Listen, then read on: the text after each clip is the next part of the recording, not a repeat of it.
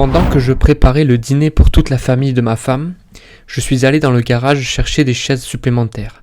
C'est là que j'ai entendu son frère dire « Je n'arrive toujours pas à croire que tu aies épousé ce loser. Papa a raison, tu dois divorcer avant d'avoir des enfants et de rester coincé avec lui pour toujours. » Elle a répondu « Je travaille déjà dessus. Mon avocat dit qu'on peut récupérer la moitié de son entreprise aussi. » Je suis revenu avec les chaises et j'ai continué à faire l'hôte, le sourire parfait aux lèvres. 3 jours plus tard, mon WhatsApp débordait de 33 messages désespérés. Quelque chose me semblait étrange chez Émilie la semaine précédant ce dîner de famille. Pas comme d'habitude quand elle est stressée par son travail ou agacée parce que j'ai encore laissé mes chaussettes dans le couloir. Non, là, c'était différent. Elle vérifiait constamment son téléphone quand elle pensait que je ne regardais pas, changeait d'onglet dès que je passais derrière son ordinateur portable et prenait ses appels dans une autre pièce. Après 7 ans de vie commune, on développe un instinct pour ces choses-là. Comme un maçon peut vous dire qu'un mur n'est pas droit, rien qu'en le regardant.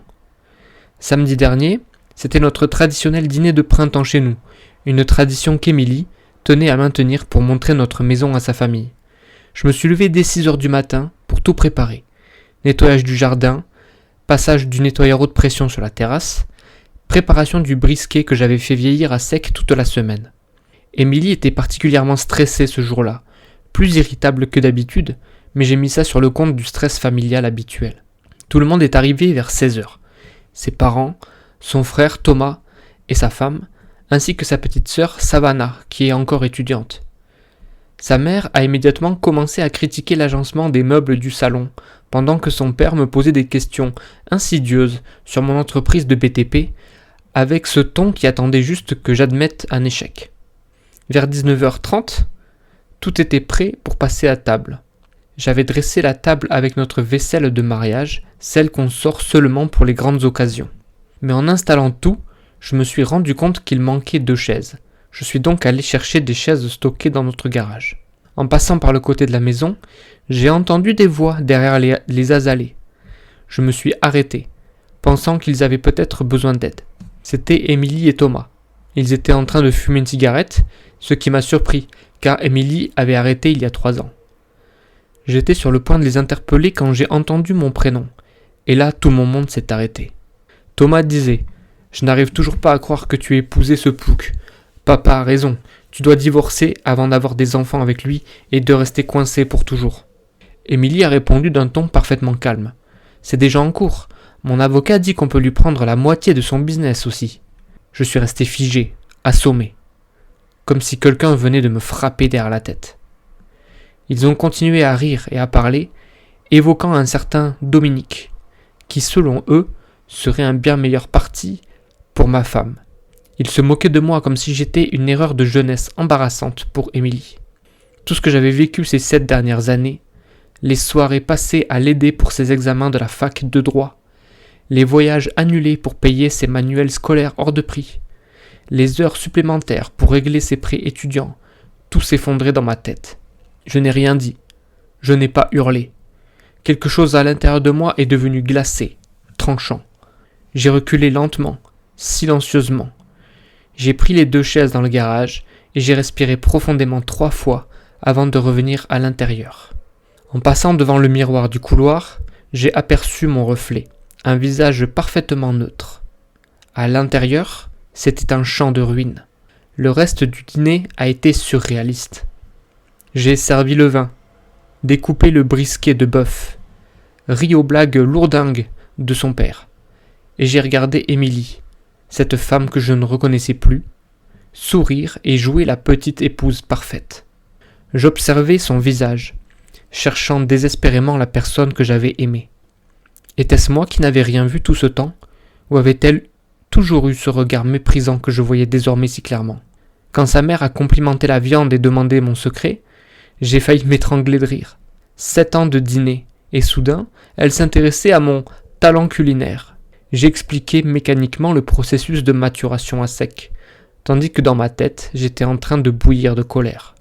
À un moment, Savannah, la petite sœur d'Émilie, m'a lancé un regard étrange, comme si elle avait deviné que quelque chose n'allait pas. C'est la seule personne de cette famille que j'ai jamais vraiment estimée. Après le dessert, Thomas a levé son verre pour porter un toast. À la famille et au changement que l'avenir nous réserve, en regardant Émilie avec un petit sourire complice. J'ai trinqué en silence, buvant une gorgée de vin tout en imaginant à quel point cela me ferait plaisir de briser ce verre en cristal sur le crâne de Thomas. Quand ils sont finalement partis vers 23h, Émilie s'est mise à ranger en fredonnant joyeusement, comme si elle n'avait pas, quelques heures plus tôt, avoué qu'elle projetait de détruire tout ce que nous avions construit ensemble. Je lui ai proposé de finir de nettoyer pendant qu'elle allait se reposer. Elle m'a embrassé sur la joue et m'a dit que j'étais un mari en or. Ses talents d'hypocrite m'ont donné la nausée. Dès qu'elle est montée, j'ai allumé son ordinateur portable. Nouveau mot de passe. C'était étrange. Après 3 essais en utilisant ses mots de passe habituels, j'ai réussi à entrer. Toutes les preuves étaient là, brutales, sous mes yeux. Des emails à son avocat datant de 3 mois.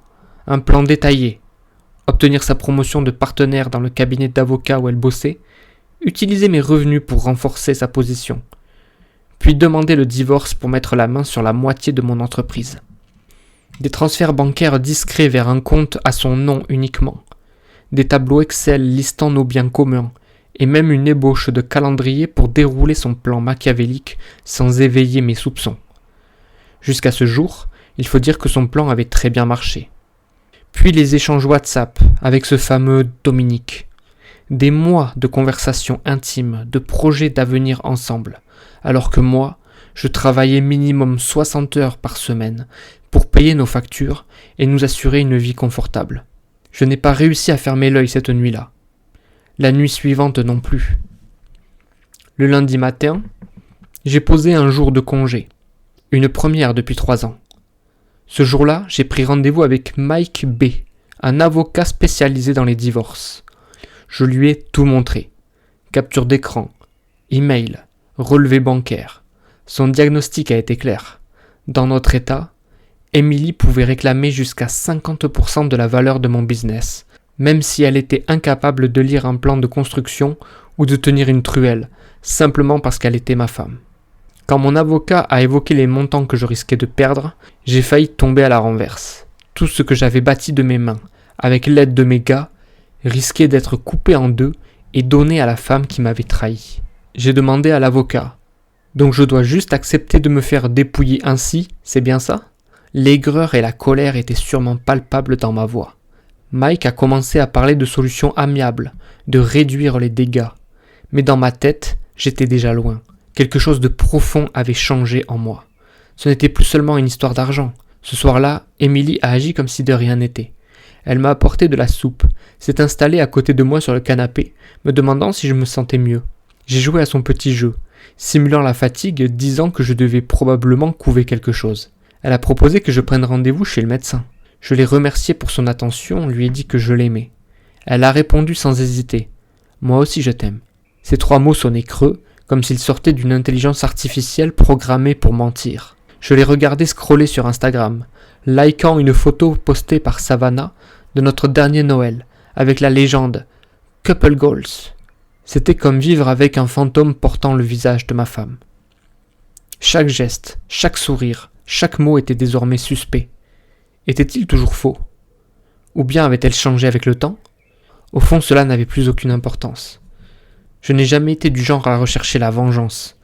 Quand des clients me payaient en retard, je leur laissais du temps. Quand un partenaire ou un fournisseur essayait de me rouler, je coupais les ponts immédiatement sans chercher à prendre ma revanche. Mais là, ce n'était pas du business, c'était ma vie, mon histoire d'amour, mes sacrifices. Tandis qu'Émilie dormait paisiblement à côté de moi, probablement en rêvant de ces beaux jours à venir avec Dominique, quelque chose s'est réveillé en moi et m'a fait prendre une grande décision. Émilie et sa famille m'avaient toujours mal considéré. Ils ne voyaient que mes mains calleuses, que le fait que je n'avais aucun diplôme d'une université prestigieuse. Ils me voyaient comme un plouc qui ne méritait pas Émilie. Ils ne comprenaient pas que bâtir une entreprise demande de l'intelligence, de la patience et surtout beaucoup de ténacité. Je me suis alors promis une chose. Émilie voulait une guerre. Elle allait découvrir qu'elle était venue avec un couteau à beurre dans un duel à l'arme à feu. Le lendemain matin, dès qu'Émilie a quitté la maison pour aller travailler, je suis passé à l'action. Première étape, protéger mon entreprise. J'ai appelé mon comptable, Franck, pour une réunion d'urgence au café à côté de mon bureau. Aucune discussion par téléphone. Trop risqué. Franck avait une mine livide lorsqu'il est arrivé. Il m'a expliqué qu'Émilie l'avait contacté récemment sous prétexte de m'aider à préparer une présentation pour de potentiels investisseurs.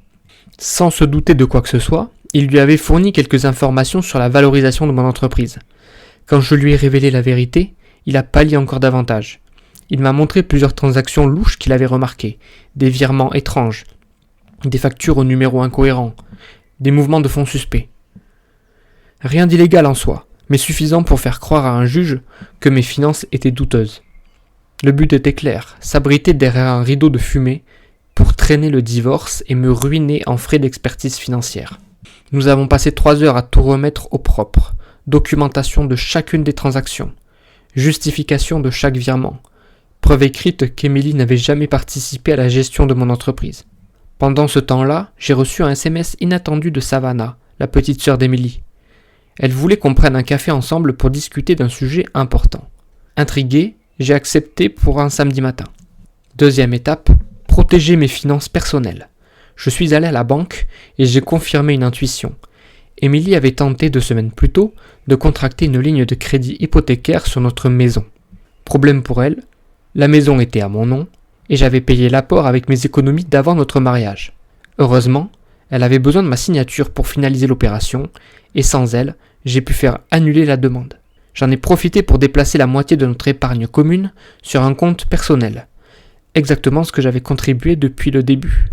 Petite vengeance personnelle. Pas grand-chose comparé à ce qu'elle avait planifié. Mais ce n'était que le début. En rentrant chez moi, j'ai franchi une limite que je n'aurais jamais pensé franchir. J'ai installé des dispositifs d'écoute, un petit enregistreur dans le salon, un autre dans la chambre, une mini-caméra discrète dans le bureau pointée vers son ordinateur. Tout cela était légal dans notre état. Après tout, c'était mon domicile. Mais moralement, disons que je me suis dit que la fin justifiait les moyens. Après avoir tout mis en place, j'ai emmené mon chien faire une balade dans le quartier, j'ai salué les voisins, ramassé ses crottes avec un sac plastique comme si de rien n'était. À l'extérieur, j'étais un petit mari parfait. À l'intérieur, j'étais un stratège en pleine opération. Le soir même, au dîner, Émilie était nerveuse. Elle jetait constamment de petits coups d'œil à son téléphone. Quand je lui ai demandé comment s'était passée sa journée, elle a répondu vaguement. Rien d'intéressant, une journée comme les autres au travail. Sauf que son téléphone a vibré. Et cette fois, j'ai bien vu le nom qui s'affichait sur l'écran avant qu'elle ne retourne l'appareil, écran vers la table. C'était Dominique. Je suis resté calme.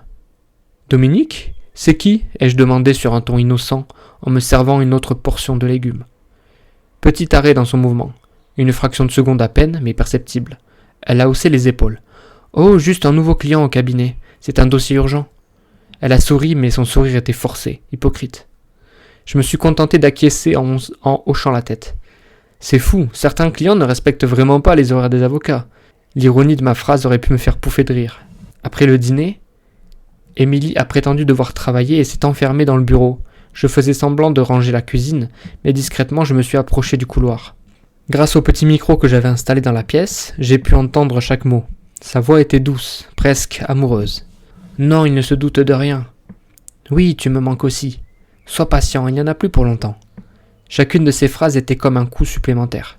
Je suis retourné dans la cuisine, j'ai allumé le robinet et j'ai nettoyé des assiettes qui étaient déjà propres, simplement pour canaliser ma rage. Ce n'était pas encore le moment d'exploser. Pas encore. Je devais attendre. Comme quand on coule du béton. Le timing est crucial.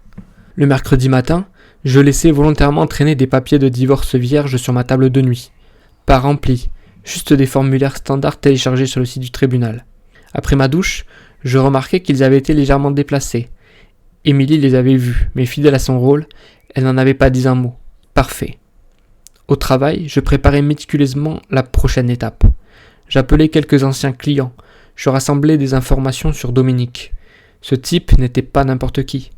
Grâce à un ami bien placé, j'appris que Dominique et Émilie avaient eu une brève relation à l'université, bien avant que je ne rencontre Émilie. Mieux encore, Dominique avait été présent à plusieurs événements familiaux au fil des années. Des anniversaires, des voyages au ski, une croisière. à chaque fois où je n'avais pas pu venir à cause de chantiers qu'il fallait terminer dans les temps. Ce n'était pas juste une aventure récente, c'était une histoire préméditée. Pendant que je fouillais, je compilais aussi un immense tableau Excel. Chaque dépense que j'avais faite pour soutenir Émilie ces 7 dernières années, ses frais de scolarité à la fac de droit, ses livres, son loyer, ses tailleurs de marque pour les entretiens d'embauche, ses frais Uber pour rentrer tard le soir après ses révisions. Le total, aux alentours de 35 000 $, sans compter l'argent que j'aurais pu réinvestir dans mon entreprise au lieu de l'aider à réaliser son rêve de devenir avocate. Chose étrange, ce jeudi soir-là, pour la première fois depuis des mois, une fois que nous fûmes couchés, Émilie se rapprocha de moi pour faire l'amour. Elle avait l'air de choisir le bon moment, pas vrai ? J'aurais dû être heureux, soulagé peut-être. Mais tout ce que je ressentais, c'était un vide, un détachement glacial. Je me laissais faire, en mode pilote automatique. Elle jouait son rôle de l'épouse parfaite, moi aussi. Après qu'elle se soit endormie, je restais allongé dans l'obscurité, à fixer le plafond au lieu de dormir. Et je me posais cette question. Depuis combien de temps notre mariage était-il devenu une mascarade ? Le vendredi matin, je mis en place l'ultime pièce de mon plan, le faux rendez-vous d'urgence. Je l'appelais sur son portable en pleine journée. « Émilie, j'ai un gros problème avec un client clé. C'est catastrophique pour l'entreprise. Je pourrais tout perdre. » J'ajoutais une touche de panique dans ma voix. Elle hésita. Elle avait visiblement d'autres plans. Je forçais un peu avec une voix tremblante. « J'ai besoin de toi et de ta famille. Ton père a toujours de bons conseils. » À contre-cœur, Émilie céda. Elle appela ses parents, son frère Thomas, sa sœur Savannah, pour organiser un dîner de crise chez nous le vendredi soir. Exactement comme je l'avais prévu. Le vendredi soir, tout était prêt. J'avais dressé la grande table avec notre vaisselle de mariage, sorti les verres en cristal, préparé les plats préférés d'Émilie. Tout devait être parfait. Symétrie, mise en scène, dernier acte. Émilie était un peu nerveuse, son téléphone toujours à portée de main, jetant des regards furtifs à l'écran. Je remarquai qu'elle envoyait des SMS frénétiquement, probablement à Dominique. Quand je lui demandai si tout le monde avait confirmé sa présence, elle répondit brièvement. « Oui, tout le monde vient, mes parents, Thomas, Savannah. » Le gang au grand complet. Parfait. Pendant que je montais prendre ma douche et enfiler des vêtements présentables, un jean sombre, une chemise bleue, des chaussures en cuir propre, les habits qu'Émilie adorait. Elle était en bas, nerveusement sur son téléphone. Grâce aux enregistrements que j'avais placés dans la maison, je savais qu'elle appelait Dominique en douce, lui promettant que tout était sous contrôle, et qu'il n'y en avait plus pour longtemps. Pauvre Émilie, elle n'avait aucune idée de ce qui l'attendait. Vers 19h, la sonnette retentit. Les premiers arrivés furent ses parents, avec une bouteille de vin hors de prix. Ils croyaient probablement venir fêter la faillite de ma boîte. Son père, Elijah, me serra la main avec son sourire méprisant habituel. Ensuite arrivèrent Thomas et sa femme, puis Savannah, un peu en retrait, jetant des regards discrets autour d'elle. Tout le monde s'installa autour de la grande table.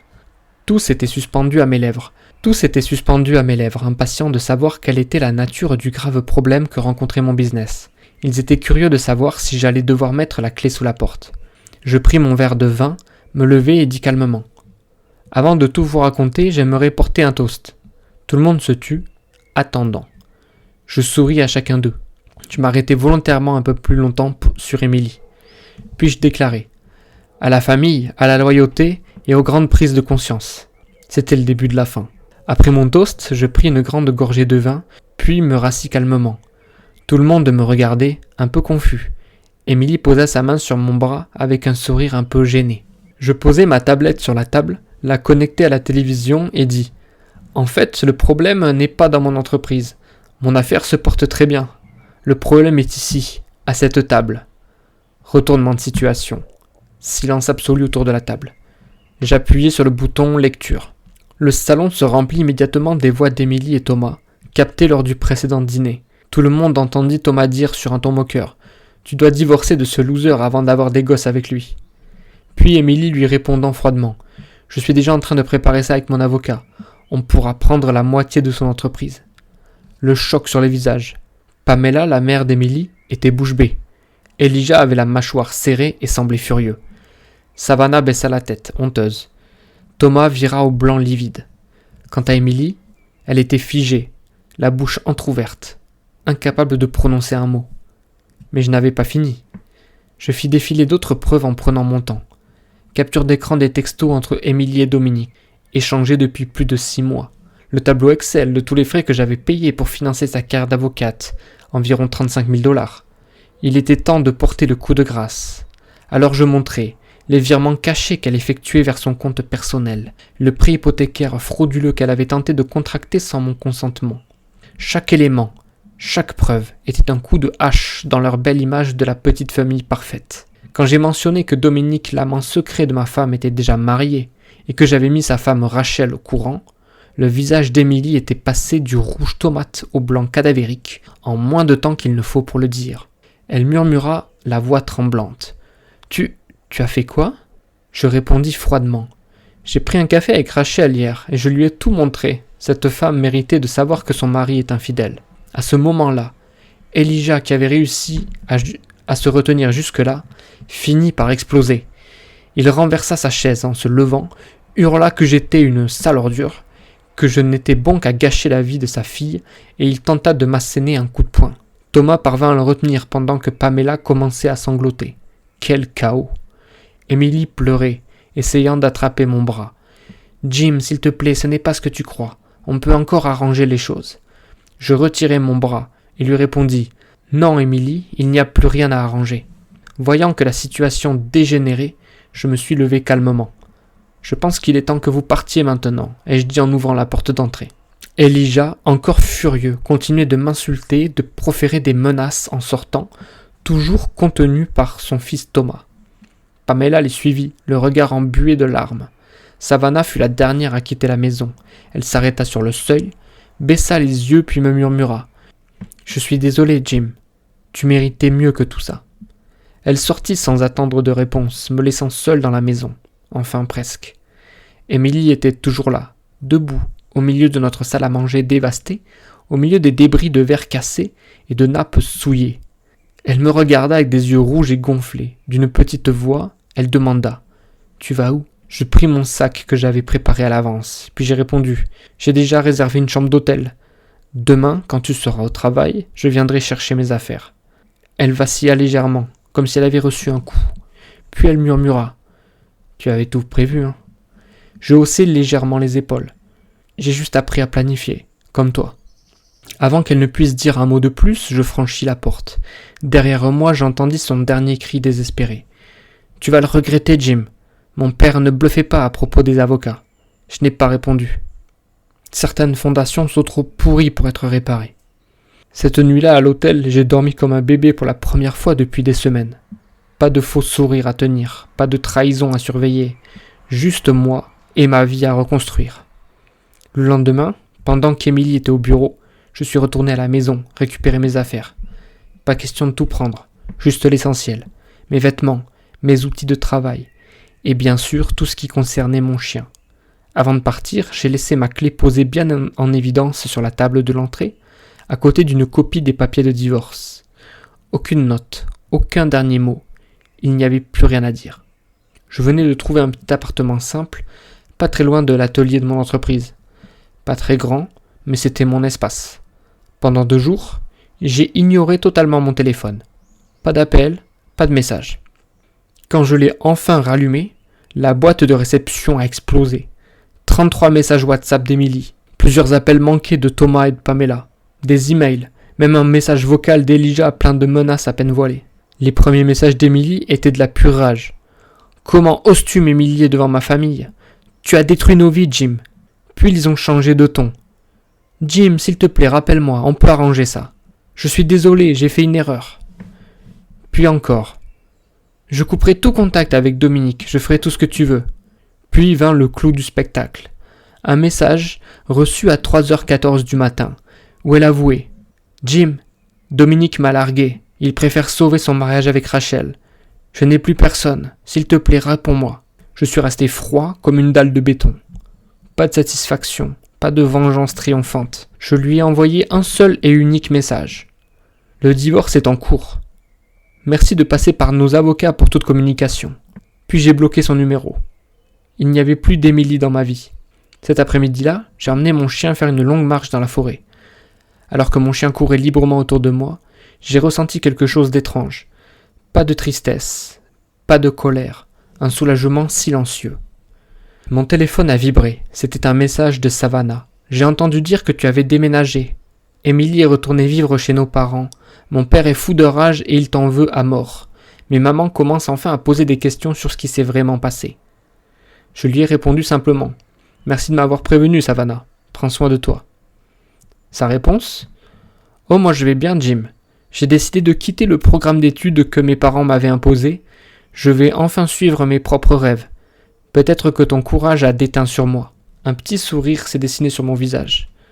Même au milieu du chaos, il semblait que quelque chose de bon en ressortait. Le lendemain, j'ai rencontré Rachel pour un café. Ça n'avait rien d'un rendez-vous galant.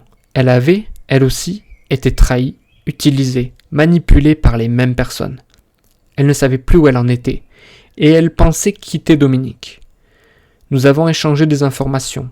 Elle m'a donné le contact d'un groupe de soutien pour ceux qui traversaient des divorces liés à des tromperies financières. Apparemment, c'était devenu quelque chose de presque banal dans notre pays. Cette soirée-là, de retour dans mon petit appartement, j'ai regardé mon chien somnoler sur le canapé. Les murs étaient encore nus, la cuisine modeste, le plancher grinçait par endroits. Mais c'était mon espace, mon début de reconstruction.